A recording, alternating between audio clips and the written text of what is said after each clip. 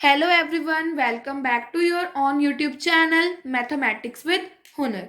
So today we are going to discuss from question number 11th. I hope कि आपने previous 10 questions देख लिए होंगे. So आज हम part 2 करने वाले हैं sample paper का for your board exam. 2 parts और वैसे इसके होने चाहिए 21 to 30 question and 31 to 40. But if it is possible, मतलब अगर board से पहले possible हो पाए so I will make, otherwise it will also be enough and you will make preparations from your side. So without wasting time, let's get started with question number 11th of today. So question 11 देखिए, a square equals 23 by 25, then a is. So पहले हम a की value निकालेंगे कि what will be a. तो a की value कैसे निकलेगी देखो, a आपका क्या हो जाएगा √23/25. √23 तो आपका √23 ही रहेगा. बाय 25 का हो जाएगा 5. Now you all know that √23 is irrational number. Anything divided by an irrational number will be irrational. So your right option will be B. Next question, LCM आपको दे रखा है 2 नंबर का 36 और एचसीएफ दे रखा है. अब आपको पता है कि क्या होता है LCM into HCF equal product of 2 numbers. 1.2 exercise में आपने पढ़ा है. एलसीएम आपके पास है 36, एचसीएफ है 2, इक्वल प्रोडक्ट है 2 नंबर्स का x इंटू 18. सो 36 इंटू 2/18 ये होगी आपकी x की वैल्यू. 18 2 ज़ा 36, 2 2 ज़ा 4. So other number will be 4. Right option will be C. Now next part, tangent है आपको दे रखा है √3 और आपको ये वैल्यू निकालनी है. अब आपको पता होना चाहिए कि हमारे पास ये क्या क्या है.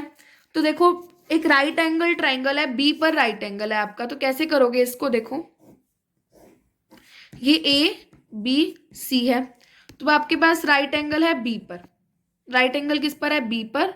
एंड आपको टेंजेंट ए दे रखा है और टेंजेंट ए √3. टेंजेंट ए √3 किस पर होता है, टेंजेंट 60 पर, 60 डिग्री पर होता है √3. तो यहां पर आपका एंगल आ जाएगा 60 डिग्री. कितना आ गया, 60 डिग्री. यानी ये आपके पास बेस है, ये आपका परपेंडिकुलर है और ये आपकी हाइपोटेन्यूज है, क्योंकि जहां पर आपका एंगल होता है वहीं आपकी क्या होती है, बेस होता है. तो ये हो गया 60 डिग्री. और यहाँ ये 90 है, ये 60, तो सी क्या हो जाएगा, यानी ये क्या हो जाएगा 30 डिग्री, क्योंकि कंप्लीट एंगल क्या होता है 180 डिग्री. अब यहाँ से आप कॉस ए निकाल सकते हो. कॉस ए यानी ये बेस बाय क्या होता है, हाइपोटेन्यूज. बेस इसमें आपका क्या होगा, A B, and hypotenuse A सी, यही होगा. तो देखिए बेस अब मैंने लिखा यहाँ पर A B by hypotenuse A C into cos C. क्या होगा, कॉस सी क्या होगा, बेस बाय ये, सॉरी बेस बाय हाइपोटेन्यूज पर. अब इसमें कॉस सी लेंगे तो बेस क्या हो जाएगा बी सी और हाइपोटेन्यूज वही सेम रहेगा आपका ए सी. पर अब इस क्वेश्चन में आपको ए बी ए सी तो नहीं गिवन, तो आप इसमें ये नहीं कर सकते, गलत, मतलब आपका सोल्यूशन नहीं निकल पाएगा इससे. इससे आप इजी वे क्या कर सकते हो, कॉस ए एंगल गिवन है cos 60, तो डायरेक्ट यहां से वैल्यू पुट करो कि cos 60 क्या होता है 1/2 इंटू cos c क्या है cos 30, cos 30 क्या होता है √3/2. तो यहाँ लिख देंगे √3/2 माइनस साइन है यानी साइन 60, साइन 60 क्या होता है √3/2 इंटू साइन 30 क्या होता है 1/2. अब आपको यहाँ डायरेक्ट एंगल्स ही गिवन थे, इसको सॉल्व करके आपके पास क्या आ जाएगा 0. So right option will be B. Direct है ये वाला आपका, सीधा आपको एंगल्स पता चल गए और आपने वैल्यू निकाल दी. Now question number 14, if angles of triangle ABC ratio में है 1:1:2.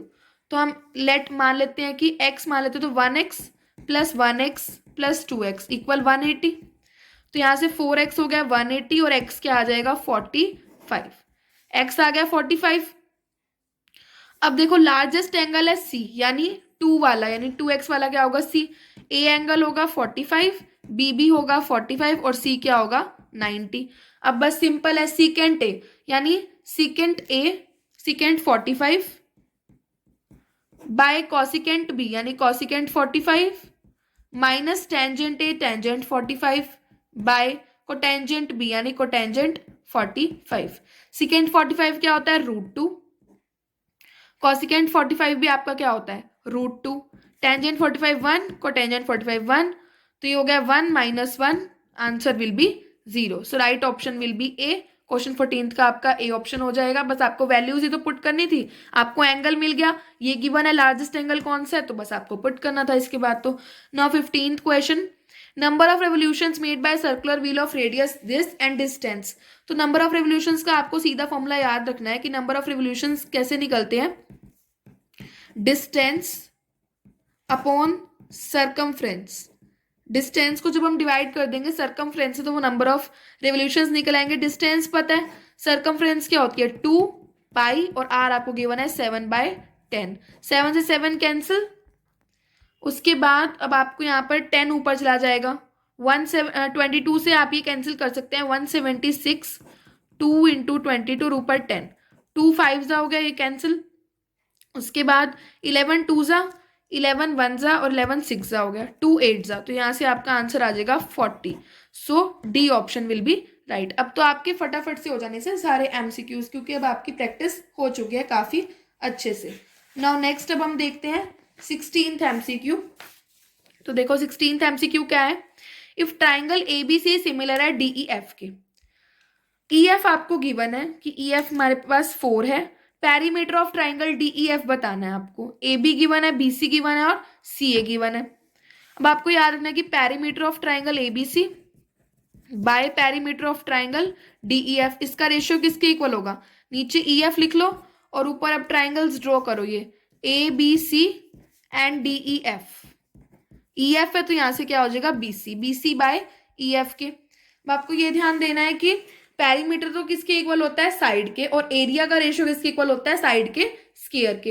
अब ए बी गिवन है, बी सी गिवन है और ए सी, तीनों को ऐड करके आप निकाल सकते हो पेरीमीटर ऑफ ट्राइंगल एबीसी. तीनों को ऐड करो, 3 + 2 5, 5 + 2.5 7.5. तो ये तो हमें मिल गया 7.5 बाय एरिया ऑफ, ये पता नहीं है हमें निकालना है डीईएफ का.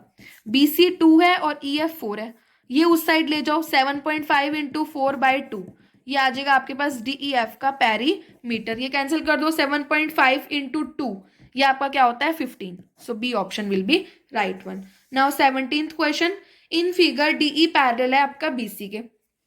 ठीक है, तो यहां से बीपीटी का याद रखो कि एडी बाय बीडी किसके इक्वल होगा, एई बाय सीई के. अब एडी आपको 3 गिवन है, पुट कर दो. बीडी 4 है. बीसी, अब देखो बीसी और किसका रेशियो है डीई का, डीई निकालना है अब आपको. तो ये अब आप कैसे करोगे ये वाला क्वेश्चन. ये वाला क्वेश्चन एक बार आपका पहले भी आया था कि आप इसमें इसको क्या लिख सकते हो, इसको आप ये भी लिख सकते हो कि AD by A B equal AE by CE. ये भी लिख सकते हो कि ये बाय कंप्लीट एंड ये बाय कंप्लीट. अब आपको इसका तो कुछ गिवन ही नहीं है तो ये आप नहीं लिखोगे. अब रोल किसका है आपका डीई और बीसी का, तो हम एडी बाय ए बी किसके इक्वल लिख सकते हैं डीई बाय बीसी के, क्योंकि बीसी आपको कंप्लीट पार्ट गिवन है, बीसी का हाफ नहीं गिवन. अगर हाफ होता तो यहाँ आप एडी बाय बीडी लेते, इसलिए आप ए बी पूरा ले रहे हैं क्योंकि आप बीसी पूरा ले रहे हैं. तो AD by A B, AD 3 है, बीडी 4 है, तो कंप्लीट ए बी क्या हो जाएगा 7, तो 3/7. एंड डीई आपके पास क्या है वही आपको निकालना है, और बीसी 14 है, तो 3 इंटू 14/7 इक्वल डीई. 7 2 जा, तो डीई की वैल्यू क्या आ गई 6 सेंटीमीटर. बिल्कुल ईजी था. नाउ 18th, बस आपको ये ध्यान रखना है कि यहाँ में पूरा लेना पड़ेगा ए बी, क्योंकि यहाँ भी बीसी कंप्लीट है. Now 18th question, 4 tangent beta की वैल्यू आपको गिवन है. ठीक है, 4 टेंजेंट बीटा आपको 3 गिवन है.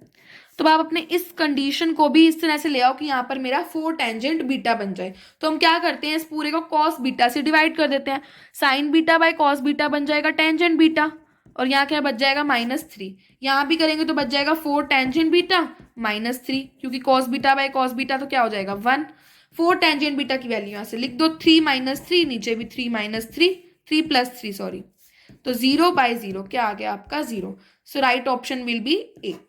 ठीक है, इजी था ये भी. Now 19th question, one equation of pair of dependent linear equation. ये आपको गिवन है. डिपेंडेंट में क्या होता है, इट मीन्स लाइंस क्या कर रही हैं, कोइंसाइड कर रही हैं, एक दूसरे पे ओवरलैप कर रही हैं. यहाँ पे कंडीशन क्या होगी, a1/a2 equal b1/b2 equal c1/c2. ये कंडीशन आपको अप्लाई करनी है.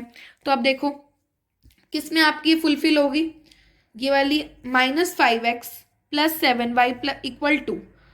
a1 आपका -5 है, यहाँ से अगर आप 10 लेते हो क्योंकि अब इसमें हमें अप्लाई कर करके ही देखनी पड़ेगी कि हमारी कौन सी मैच होती है।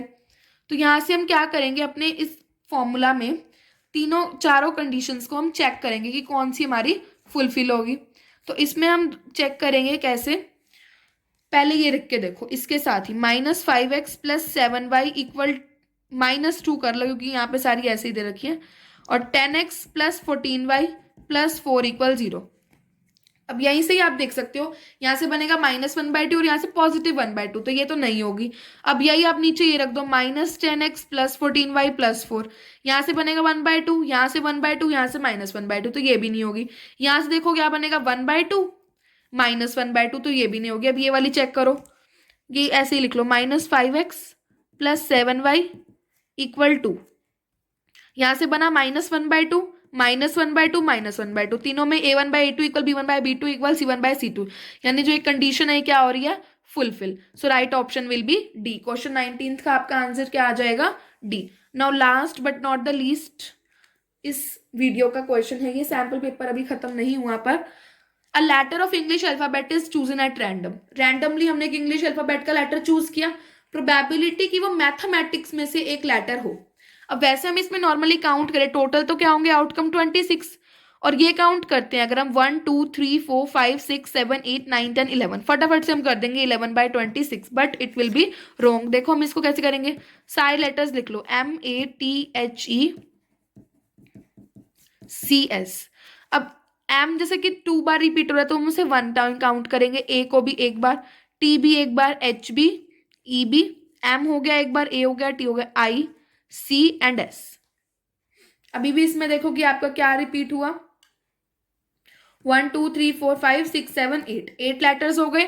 सो हमारा क्या हो जाएगा, 8/26। तो इसको हम कट कर सकते हैं, 8/26 कोई ऑप्शन नहीं है तो इसको हम कट कर सकते हैं 2 पर, 2 4s are 2 13s are, so right option will be A, 4/13। So it is it with the today video. आज के लिए इतना ही इनफ है। In the next video we will discuss next questions.